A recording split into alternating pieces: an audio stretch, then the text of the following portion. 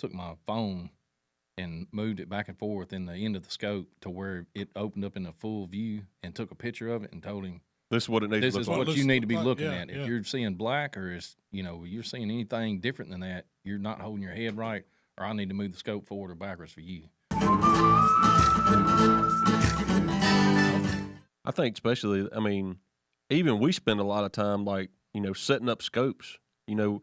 It's hard for us to set a scope up for a kid because we're not looking through that child's eyes. Yeah. We set it up, oh, that looks good to us, and you give it to the kid, it may look terrible. He may not be able to see nothing, and he tells you that, oh, you're just not holding it right. There's no way to see what he sees. Mm-hmm. So even no matter how good you got it set up, you still have to let him be able to know how to place his cheek on a stock, how to get a full field of view. And that's something that we even struggle with. We've looked through multiple scopes. I set that one up for you, and you couldn't see crap through it. And it looked great to me, And see, I did something like that with Sam this year because, he was having trouble with that. He was getting too close to the scope.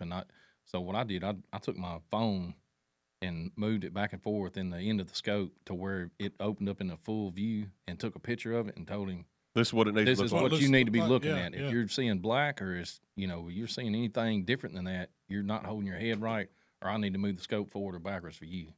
And he finally figured it out. So. And it is a difference between you shoot, like I did it the other day with my daughter.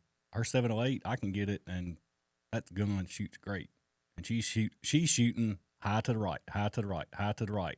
And she is kind of jerky on the trigger, but I got it. I readjust the whole scope. She hit the bullseye. I'm shooting high to left now. Well, see, that's what I had to do with Will when he was a kid. He shot and missed like 2 deer. And I put him on, he had been on paper before, and he always shot low. And I couldn't ever figure out why he shot low. So I just went ahead and cranked the scope up for him. I knew he killed the next deer he shot at, but it's all for you. I had to break him from doing that, and I finally figured out what he was doing. But I had to, just so he could get his confidence back, I had to move that scope to fit the way he was shooting. Yeah, you were anticipating what he was. The mistake I'd shoot he it. was It was making. shooting freaking 8 inches high at 100 yards. So what was he doing? He was trying to look over the scope before he wasn't taking the full recoil. He's trying to look, see if he hit the deer before. I've caught myself doing that before. Coming off the scope. Coming off the scope too fast. The year I went, I probably missed 8 or 10 deer that year probably. And that's what I was doing. Well, like I say, it was an issue with scope, but to mine, I was so worried about missing, I'd pull the trigger and I would look and see where the deer went. Yeah, and that's what it was. I'd take a second shot. Yeah, and I was dropping the gun, shooting on them every time. Yeah. Well, what you were saying about shooting different, that goes back to, and I showed Jamie this, and I'm not a professional. I don't know. Like, this is just kind of what I've learned over years. But the scope parallax, how much it matters.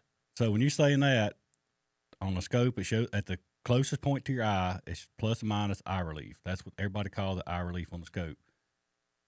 If you move that in or out, I was doing it to make her be able to see, Abby be able to see through her scope. You still have to adjust your scope distance from your eye to match your eye. But what I'm talking about, parallax, like if you move your head, if you put your crosshairs, cheek on the stock of the scope or rifle, and you move like this just a little bit, and them crosshairs move, it's not set right. Yeah, you need to adjust the parallax to get it where them crosshairs don't. So how do you adjust that? Most of them have a parallax knob on the side, but if they don't, most of them either have a knob either on the side of like where your eyepiece is, or you adjust it what everybody thinks is eye relief. Which is the back of the belt. Back of the scope. The belt. So Will's got a new gun. I was looking through the scope. Mark brought it up a week before last week at camp, and with me and Will, it was doing the same thing. We had it lined up on a door jamb in the house, and you could see it move back and forth, and adjusted it, and it didn't move. Yeah. And then it got back right. Will said it wasn't moving for him. You're taking the parallax out. That's what they say. Yeah. But you're supposed to fix on target with your crosshairs, and then, like Mark said, you cheek the rifle. And then you look off and look above, but you're still looking The through crosshairs will move, but they're not going to move off target. They're not supposed to. Right. No matter what angle you get. And I'm not talking about like come all the way off the scope. You're still looking through the scope, but you're moving your head, and that crosshair should not look like it's moving off target. Correct. You should still see it lined up straight on whatever target you're looking at. And so if the crosshair's moving as you slightly move your head with your eye, your parallax isn't right. We ran into this when I was a kid, and we didn't have a clue what we were doing. But when they first allowed you to put red dots on muzzleloaders back when I was a kid, that red dot did float. To a It certain floated, extent. but I don't think that was. I think the scope there, just the technology wasn't there, and people didn't understand. It was just a red dot in the scope that you adjusted, and you could move your head, and it looked like it was on water. I mean, it wasn't nowhere near right, and that was one of the issues I struggled shooting a muzzleloader, thinking it was just me, but it wasn't. It was the scope, I guess. I don't know if you could adjust parallax on the red dots. I have no idea, but it's a lot more to it than just missing a deer. Yeah,